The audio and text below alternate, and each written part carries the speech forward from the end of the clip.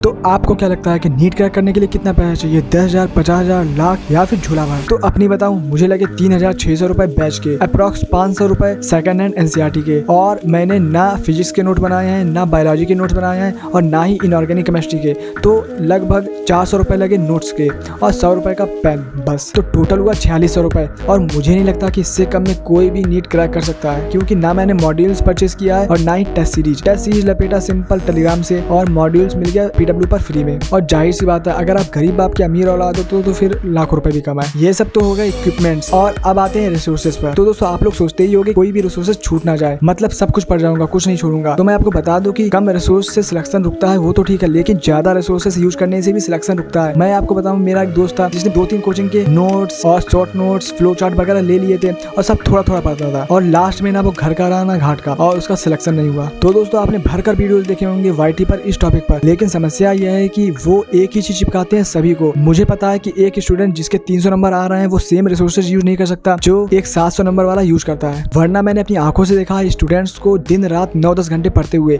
लेकिन फिर भी वो 400-500 नंबर पर अटके रहते हैं। तो बस इसीलिए ये वीडियो है, बस पूरी देखना। इसमें मैं आपको बताऊंगा कि कैसे आपको स्टेप बाय स्टेप रिसोर्सेज बढ़ाने हैं, जिससे आपके नंबर 100% बढ़ेंगे। और हाँ, फिजिक्स के रिसोर्स सुन के आप चौंक जाओगे। और वीडियो थोड़ी सी लंबी होगी लेकिन अच्छी होगी। तो सबसे पहले बात करूंगा king of subject in NEET, मतलब बायोलॉजी की। देखो, बायोलॉजी में 100 नंबर आए या फिर 700 नंबर, आपको एनसीईआरटी तो पढ़नी ही है। हाँ, सिर्फ पढ़नी नहीं है, चार्ट जानी है, क्या एनसीईआरटी। और इसके अलावा आपको कोई भी रिसोर्सेज सजेस्ट नहीं करूंगा, तो लेकिन आप ये कर सकते हो आसानी के लिए कि आप पहले टीचर्स के नोट्स पढ़ सकते हो, उसके बाद एनसीईआरटी। क्योंकि एक एवरेज बच्चा शायद एनसीईआरटी डायरेक्ट ना झेल पाए, तो आप पहले सिंपल नोट्स पढ़ सकते हो, उसके बाद एनसीईआरटी स्विच कर सकते हो। बस 360 में से 360 लाने के लिए इतना काफी है, क्योंकि पूरा पेपर यहीं से आना है। बस एग्जाम वाले दिन हक मत आना, क्योंकि मैंने गोड़ा था बायोलॉजी का पेपर एग्जाम वाले दिन। मुझे बायोलॉजी का पूरा पेपर आता था, मतलब सारे क्वेश्चन दिखे हुए लग रहे थे। एक भी ऐसा क्वेश्चन नहीं था कि जो मुझे लगे कि मैंने ये पहले अटेम्प्ट नहीं किया है। फिर भी बाई प्रॉब्लम सिली मिस्टेक। ये तो हो गया थ्योरी पोर्शन का। अब बात करूंगा क्वेश्चन प्रैक्टिस की। तो इस टॉपिक पर जो भी बोलूंगा दिल से बोलूंगा, क्योंकि मैं नहीं चाहूंगा कि जो गलती मैंने की वही गलती आप सेम रिपीट करो। क्योंकि मैंने देखा है कि एक 10 घंटे पढ़ने वाला भी 360 ले आता है और एक 16 घंटे पढ़ने वाला भी 360 ही लाता है। तो आप 10 घंटे वाले बनो और बाकी टाइम एंजॉय करो, क्योंकि जो एक्स्ट्रा 6 घंटे हैं वो बस पड़ोसी को दिखाने के लिए होते हैं और हवाबाजी करने के लिए होते हैं, बस और कुछ नहीं। तो आपको क्वेश्चन प्रैक्टिस के लिए सिर्फ PYQ, DPP और PYM करना है। अब ये PYM क्या है, लेकिन उससे पहले आपका कमेंट आ जाएगा कि भैया मॉड्यूल कौन से करूं, रेफरेंस बुक कौन सी यूज करूं। तो देखो, मैं अपने पर्सनल एक्सपीरियंस से बोल रहा हूं, क्योंकि मैंने 2 बार मॉड्यूल किया है और 70% MTG किया है। और फिर लास्ट में रियलाइज हुआ कि ये बस टाइम पास के लिए है, क्योंकि इसमें अधिकतर क्वेश्चन बकवास रहते हैं और वो सिर्फ नंबर बढ़ाते हैं क्वेश्चन के, ना कि एग्जाम के। तो अब बात करते हैं PYM की, यानी प्रीवियस ईयर मॉक। हाँ, तो हर कोचिंग हर साल एक चैप्टर का 3-4 मॉक तो लेती ही है। तो बस आपको करना क्या है कि आपको प्रीवियस ईयर के सारे मॉक डाउनलोड कर लेने हैं। लेकिन आप बोलोगे कि मैं गरीब हूँ, कोई दिक्कत नहीं है, टेलीग्राम जिंदाबाद। PYM करने का मेन रीजन है कि इसमें टीचर्स द्वारा एग्जाम के पैटर्न को देखते हुए क्वेश्चन सिलेक्ट किए जाते हैं, जो कि बहुत ज्यादा बेनिफिशियल होते हैं। तो बायोलॉजी के लिए इतना ही एफिशिएंट है, चाहे आपके 250 आ रहे हो या फिर 300। और हाँ, जितना मैंने ये 3 चीज बताया, इन तीनों में आपका एक भी क्वेश्चन छूटना नहीं चाहिए। मतलब एक क्वेश्चन जो कर चुके हो, वो क्वेश्चन अगर आ जाता है तो आपका सही होना चाहिए, चाहे वो क्वेश्चन आपको 2 बार करना पड़े या 3 बार। और एक बार टेलीग्राम से PYM या फिर टेस्ट सीरीज डाउनलोड करके यूज करने का बेस्ट तरीका मैं आने वाले वीडियोस में बताऊंगा, जिससे आपको कम समय में ज्यादा क्वेश्चंस कर पाओगे और उसका एनालिसिस भी।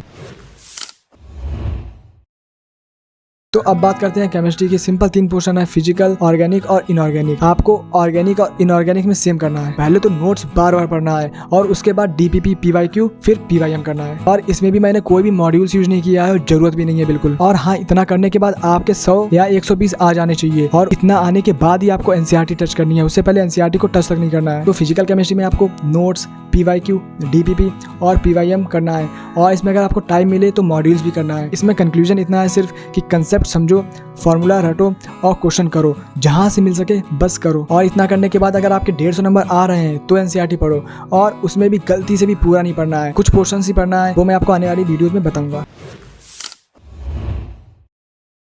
अब आते हैं फिजिक्स पर, मतलब फियर ऑफ नीट। तो देखो मैंने क्या किया वो बताऊं तो आपको बहुत ही ज्यादा कंट्रोवर्शियल लगेगा और आप मुझे दूसरा निशान जिंदल समझोगे, पर हाँ लेकिन यही सच है तो क्या करें। मैंने फिजिक्स में सिर्फ शॉर्ट नोट्स ही पढ़ा है, उसके अलावा मैंने ना एनसीईआरटी पढ़ा है और ना ही नोट्स बनाया ही नहीं, तो पढ़ूंगा क्या। पर लेकिन ये तो हो गई ऊपरी ऊपरी बात हवाबाजी करने के लिए, क्योंकि मैंने शॉर्ट नोट्स भी बिल्कुल यूनिक वे में बनाया था जिससे नोट्स की जरूरत ही ना पड़े। और वैसे भी फिजिक्स में भी फिजिकल केमिस्ट्री की तरह ही काम करना है कि कंसेप्ट समझो, फॉर्मूला रटो और ज्यादा से ज्यादा क्वेश्चन करो। तो फिजिक्स में आपको करना क्या है, मैं आपको एक क्लियर आइडिया दे देता हूँ, क्योंकि मुझे भी मतलब बहुत ही ज्यादा समस्या हुई। पहले मेरे भी फिजिक्स में 40-40 नंबर आते थे, जिससे मैं 170 तक कैसे पहुंचा वो आपको बताऊंगा। उसमें भी एक क्वेश्चन तो एटम वाला था जो कंट्रोवर्शियल था, और एक क्वेश्चन गलती से मिस्टेक हो गया जो मुझे आता था तो पर गलत हो गया। तो ये जो डिफरेंस है 40 से 170 तक का, वो कैसे कवर होगा वो आपको बताऊंगा। तो देखो करना कुछ ऐसा है कि आपके जब तक 120 नंबर ना आए तब तक आपको फिजिक्स में सिर्फ सिंपल क्वेश्चन करने हैं। जब भी कोई भी चैप्टर का कठिन क्वेश्चन दिखे आपको तुरंत छोड़ देना है। सिंपल क्वेश्चन मतलब जो कि डायरेक्ट फार्मूला बेस्ड हो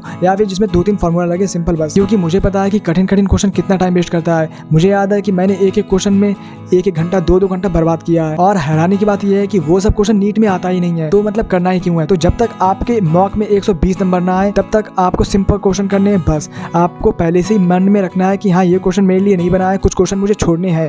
आपको जैसे ही कोई कठिन क्वेश्चन दिखे तो तुरंत छोड़ देना है, आपको वो टच तक नहीं करना है। आपका सॉल्यूशन देख लेना है, बस समझ के रख लेना है, ठीक है। उसके बाद जब आपके 120 नंबर बनने लग जाए तब आपको कठिन क्वेश्चन पर भी टाइम देना है, उसको भी मतलब समझना है कि कैसे करते हैं, क्योंकि आपका बेस मतलब मजबूत होगा सिंपल क्वेश्चन करके।